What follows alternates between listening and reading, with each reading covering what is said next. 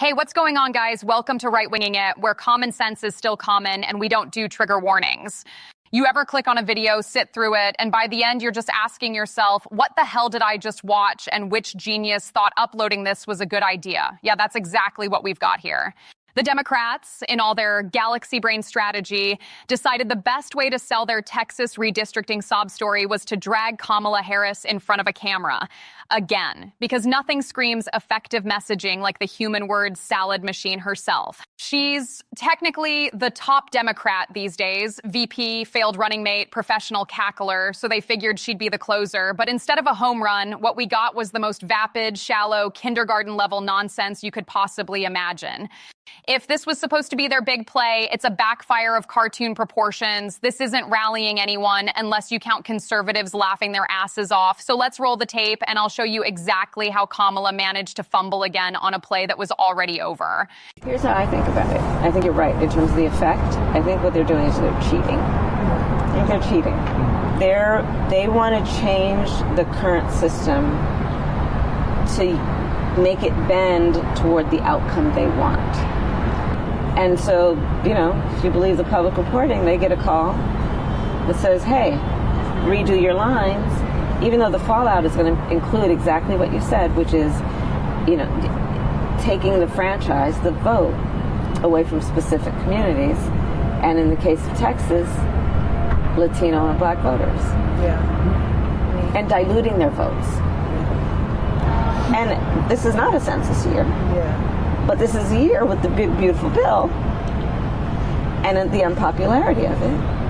And so they want to bend the rules. Mm-hmm. Holy hell, somebody tell me, am I drunk or is Kamala, because what I just watched was less of an argument and more of a live-action Mad Lib? Supposedly she's a lawyer, right? You'd think she could at least string together a halfway compelling case. But nope, it's the same tired routine, incoherent babble, empty platitudes, and Republicans bad, Republicans cheat, real persuasive stuff, and the best part, she says this with a straight face while her own party has turned lawfare into an Olympic sport, changing rules, rewriting election laws, cooking up fake narratives, running psyops, staging Pelosi documentaries, leaking Supreme Court drafts, and throwing George Soros-funded riots like it's a summer block party.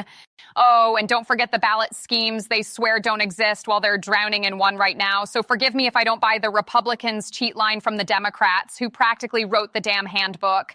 Kamala's delivery, weak. Her argument, non-existent.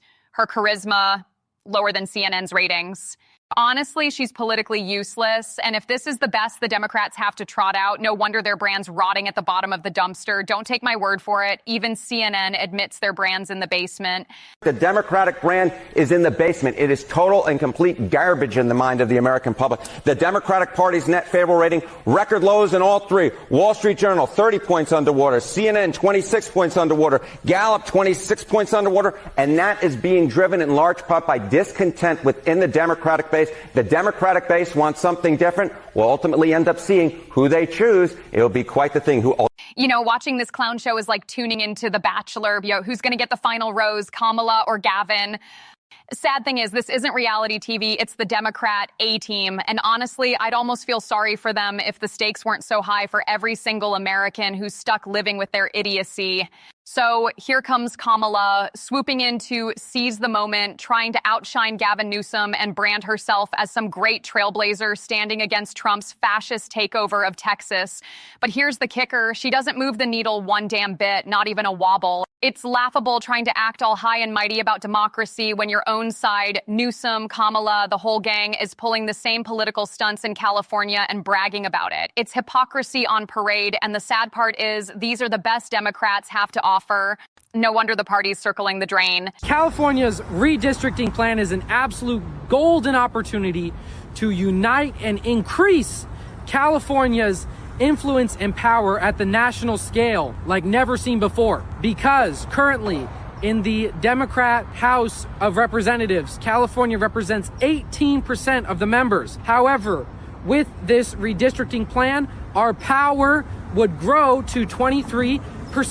That's even more. And not only that, but blue states, everyone knows, has an outsized influence on the economy, with California carrying 33% of the blue state GDP. So we have the right to representation in Congress. We have the right to power, the right to guide and influence. However, a house divided shall not stand. So that's why I am encouraging California patriots to support the Democrat Party and guide it in the direction that you wish, because that is what is needed to get the Democrat Party on the right track.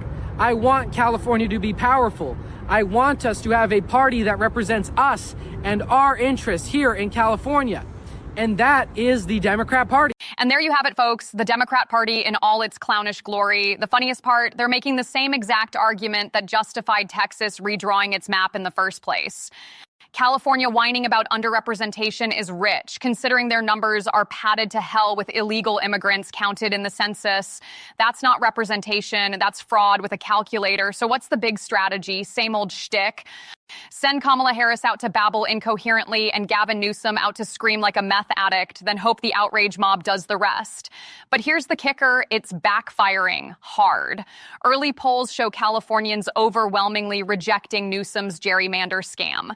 Translation, his big comeback tour has him sitting at a pathetic 30% approval rating, underwater with men by 25 points. That's not a presidential frontrunner. That's a political dumpster fire.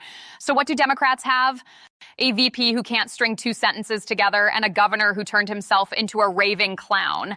Meanwhile, Trump's numbers are miles ahead of these clowns. And the only thing Democrats seem united on is throwing tantrums in public and screaming at the sky like the crackhead down the street. No substance. No vision, nothing but desperation to cling to power, and it's blowing up in their faces. Anyways, that's all I have for you today. Drop a like or a comment down below. Don't forget to subscribe. Later.